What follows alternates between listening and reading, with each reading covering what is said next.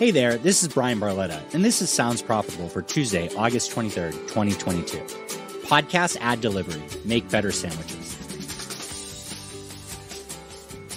Earlier this month, Tom Webster talked about programmatic and dynamically inserted advertising as a potential lifeline for the long tail of podcasting. Still, even with the best intentions, bad ad delivery can happen. But why does it happen? Well, here's my potentially controversial opinion. Bad ad delivery in a podcast is the fault of the publisher.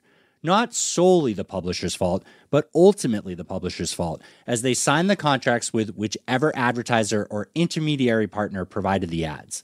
They either gave the authority for these partners to place ads directly through their platform, or, worse, they served the ad loads themselves. And while that absolutely doesn't remove any blame and responsibility from those further up the advertising ladder, we need to start at the source and work our way towards a solution. And that solution is a program director. Dynamic ad insertion is not the villain. There is no polite way to say that I could screw your podcast up with baked-in ads the same way everyone complains about dynamic ad insertion in programmatic. Alone at the wheel of your podcast, I would slam in 3 ads for mental health apps back to back. All your ad breaks would go 4 ads deep. And occasionally, I'd run a 4-minute ad just because I can, and nobody can stop me. Because I'm the editor, the final pass, the last human piece of validation your podcast has before it gets uploaded and nobody at your company ever listens to that podcast again once I'm done with it. But that doesn't happen, because the editor of the podcast has their name in the credits and wants to continue working in this industry. If they received an ad load to bake into the caliber of what some allow to be built through dynamic ad insertion, they'd push back because their name and reputation is on the line. So instead, they build episodes for you that have markers where you ask for them, for you to use ad tech to place the ads. This giant gap between the editor finishing the content and the episode hitting the listener's ears is one we need to fill. It's the leakiest point in podcasting today, with the least oversight and the most trust from technology to sort things out. Bad ads happen in many different ways, from incredibly poor audio quality to poor contextual alignment, and sometimes great ads are drowned out by bad ad execution across the entire episode. Every time a podcast episode is assembled, it's like making a sandwich. Sometimes that sandwich is terrible, and ultimately someone needs to consider every possible way that sandwich can be assembled and take ownership of the true final product before it gets served.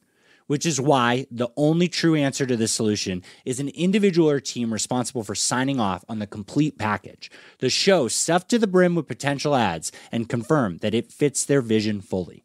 Taking control. The dream of set it and forget it monetization is a lie, and we need to get over it fast. The first step to moving through that lie is to acknowledge that someone needs to own the operational aspect of advertising for your podcast. In radio, that role is called program director. In the same way we have producers at the helm of building the podcast, we need equivalent oversight on the monetization side. Whether that person handles everything themselves, or manages an internal team, or manages the relationship with an external partner, they need to be dedicated to this role if monetization is a critical part of your business plan. So let's define exactly what this role should be in charge of. Show structure. How many ad breaks does each episode have? How many ads per ad break? What are the IAB content categories for the show? What are the podcast categories, Apple and Spotify, for example, for the show? Campaign requirements. How is inventory forecasting handled? Do you allow sellers to hold inventory, and how long until it expires? What fields are non-negotiable in campaign setup, and who's responsible for providing them? Example being the IAB content categories provided by the advertiser. Creative executions. What ad lengths are accepted? What type of ads do you offer? Host, producer, or announcer ed? What format of ads do you offer? Baked in, dynamically inserted, or through programmatic? Who approves the creative before allowing it to go live on an episode? If it's automated, what guidelines does it adhere to? If manual, what's the turnaround time?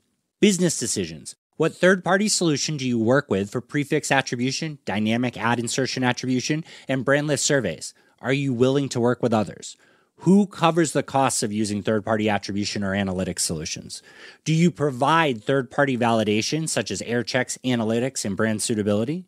What demographics do you make available for buyers? How often is it updated and how is it collected? Where is your inventory available for purchase, and who is the primary contact for each channel, whether direct sold, second seat sellers, marketplaces, or programmatic? Do you offer competitive separation? Do you offer any targeting, such as contextual, geographical, demographical, behavioral, and others? Everything on here needs to be fully decided for every new podcast and often revisited for all podcasts quarterly. The more you rely on third parties for selling your inventory or other operational needs, the more you need to check to see if everything is being followed as agreed upon. Processes constantly change in a growing industry. This role not only defines the advertising structure of the podcast for a network, but maintains the relationship with external partners to keep up to date on their offerings and identify if those are new solutions they want to offer internally. And this person's name absolutely should be in the credits.